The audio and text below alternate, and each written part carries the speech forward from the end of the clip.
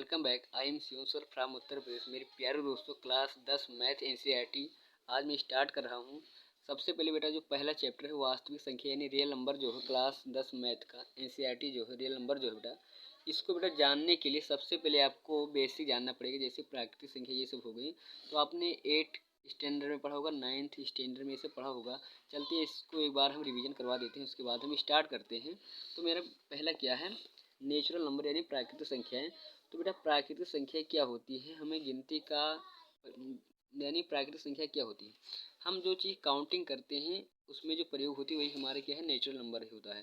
जैसे काउंटिंग किया जाता है, गिनती 1 2 3 4 5 7 8 9 10 11 12 13 सब क्या है, प्राकृतिक संख्या है चीज।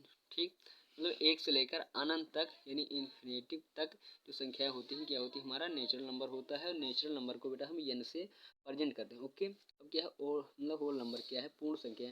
पूर्ण संख्या क्या होती है, जैसे हमने गिनती संख्या आपको मतलब गिनती तो आपने देख लिया 1 2 3 4 5 6 ये तो होती हैं।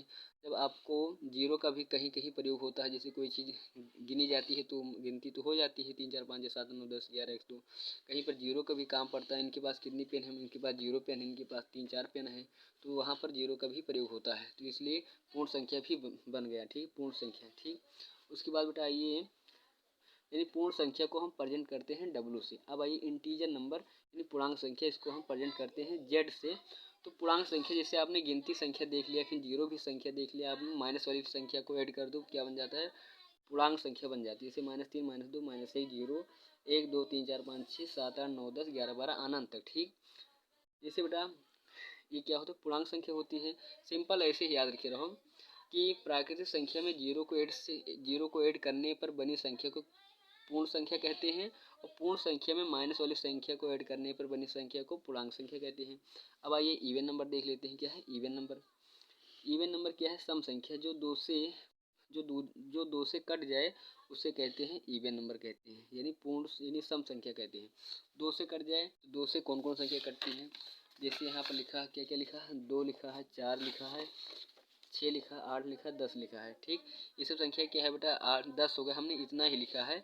इसका मतलब सिंपल याद रखे रहो, जो 2 से कट जाए वो सम संख्या, जो 2 से न कटे विषम संख्या।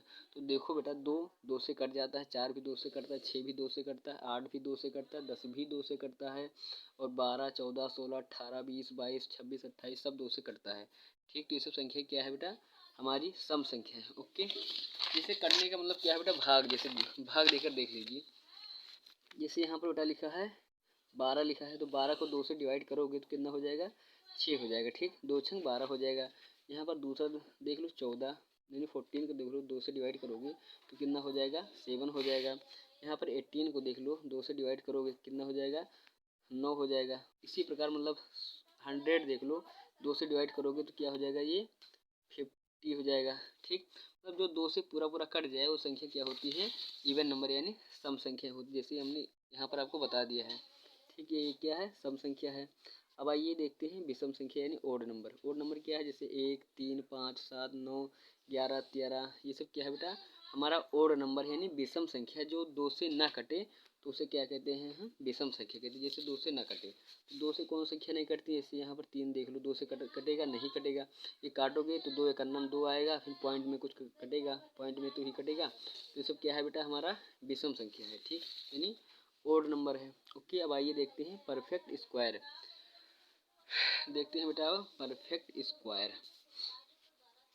परफेक्ट स्क्वायर क्या है, परफेक्ट स्क्वायर नंबर यानी पूर्ण वर्ग संख्या। पूर्ण वर्ग संख्या क्या होती है, 1 होता है, 4 होता है, 9 होता है, 16 होता है, 25 होता है, 36 होता है, 49 होता है, 64 होता है, 81 होता है, 100 होते हैं। तो क्या होते हैं बेटा, हमारा जो होता है पूर्ण वर्ग संख्याएं होती हैं।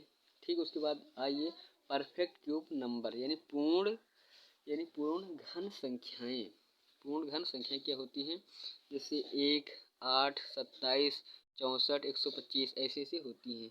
अब आइए देखते हैं अभाज्य संख्याएं यानी प्राइम नंबर। अभाज्य संख्या क्या होती हैं, देखिए 2 3 5 7 11 13 17 19 23। इसका मतलब क्या है, मतलब किसी से नहीं कटे। देख लीजिए हम क्या लिखा है, जिसके 2 गुणज बने और स्वयं से कटे और एक से कटे, वही संख्या क्या होती है, अभाज्य संख्या होती है, जिसके दो गुणज बने, एक स्वयं बन जाए और एक यक बन जाए और स्वयं से कटे, क्या होती हैं, अभाज्य संख्याएं होती हैं। नहीं क्या प्राइम नंबर होता है, ठीक, प्राइम नंबर होता है बेटा, ठीक। अब आइए देख लेते हैं अब क्या है, कंपोजिट नंबर यानी भाज्य संख्या, वह संख्या जिसके दो से ज्यादा गुणनखंड हो उसे भाज्य संख्याएं कहते हैं। जैसे 4, 9, 16, 4, 9, 6, 8, 12, 14, 15, 18, 20, ये सब संख्या क्या होती है बेटा, कंपोजिट नंबर होती हैं, ठीक। अब नोट देख लीजिए, नोट में क्या लिखा है हमने, देख लीजिए नोट, ना तो भाज्य संख्याएं, ना तो भाज्य संख्या और ना तो अभाज्य संख्या है, एक ना तो भाज्य संख्या है और ना तो अभाज्य संख्या है, इसको सही से देख लो बेटा। क्या है, को प्राइम नंबर यानी सह अभाज्य संख्या, दो संख्याओं का युग्म का एचसीएफ अगर एक है तो उसे को प्राइम नंबर कहते हैं। जैसे क्या है, दो संख्याओं का युग्म, जैसे दो संख्या ले लीजिए, जैसे 2 7 ले लिया, उसका एचसीएफ निकालोगे तो एक ही आएगा, तो उसे को प्राइम नंबर कहते हैं। सह अभाज्य संख्या कहते हैं, 1 और 5 का एचसीएफ निकालोगे तो भी एक आएगा, 24 और 23 का भी एक आएगा, 12 और 27 का भी एक आएगा। ओके, अब देखते हैं रेशनल नंबर यानी परिमेय संख्या है। परिमेय संख्या क्या है, जिस संख्या को पी अपान क्यू के रूप में लिखा जा सके उसे परिमेय संख्या कहते हैं। जहाँ पी क्या है, पूर्ण संख्या, जहाँ पी पूर्णांक संख्या है और क्यू भी पूर्णांक है, लेकिन क्यू का मान 0 नहीं होना चाहिए। ओके, एग्जाम्पल हमने दिया है, पी क्या है यानी पूर्णांक है, क्यू भी पूर्णांक है, लेकिन क्यू का मान 0 नहीं होना चाहिए। यहाँ जैसे परिमेय संख्या के लिए हमने आपको बताया पी मतलब पी बटा क्यू के रूप में होना चाहिए बेटा। क्यू का मान नॉट इक्वल टू 0, मतलब क्यू का मान 0 नहीं होना चाहिए, मतलब बटे में 0 नहीं आना चाहिए। और एक बात ये भी याद कर लो, कोई जल्दी बताता नहीं, मैं बता रहा हूँ, क्यू का मान जो मतलब क्यू का गुणनखंड होना चाहिए, क्यू जो होना चाहिए उसका एचसीएफ 1 ही होना चाहिए, 1 ही, क्यू का एचसीएफ 1 होना चाहिए। ओके, अब देखते हैं बेटा क्या है हमारा इरेशनल नंबर यानी वो है नंबर अपरिमेय संख्या जो पी अपान क्यू के रूप में नहीं लिखा जा सके, अपरिमेय संख्या कहते हैं। जैसे फॉर एग्जांपल √3, √2, √3, √5, यानी इसको हम नहीं लिख सकते हैं, मतलब परिमेय संख्या नहीं कह सकते, क्योंकि इसको डिवाइड करोगे तो कभी खत्म ही नहीं होंगे, ठीक। यहाँ पर बेटा आप देख लीजिए, यानी वास्तविक संख्या रियल नंबर क्या है, अभी तक आपने जो संख्याएं पढ़ी वही सब क्या है, वास्तविक संख्या नहीं रियल नंबर है। अब आइए स्टार्ट करते हैं चैप्टर। ओके, चैप्टर बेटा क्या है देख लीजिए। चैप्टर पहला हमारा क्या है, यूक्लिड विभाजन प्रमेयिका। इसको बताने से पहले मैं आपको समझा रहा हूँ कुछ और बेसिक चीज़ें। क्या है हमारा, जैसे आपने कुछ छोटी क्लास में पढ़ा होगा, जैसे भागों जैसे डिवीजन पढ़ा होगा।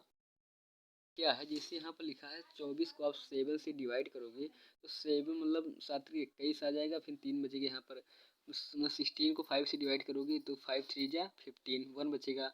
और फिर यहाँ पर बेटा 26 को 4 से डिवाइड करोगे तो कितना, 4 6 जा 24, यहाँ पर 0 बचेगा, यानी रिमाइंडर में 6 को मतलब 5 को 6 से डिवाइड ही नहीं होगा तो 0 पर डिवाइड हो सकता है, तो क्या 6 0 करो 0 आएगा, यहाँ पर 5 उतर जाएगा। ओके, जैसे यहाँ पर क्या होता है, इसको हम बेटा कहते हैं भाजक कहते हैं, इसको भाज्य कहते हैं, इसको भागफल कहते हैं, इसको शेषफल कहते हैं।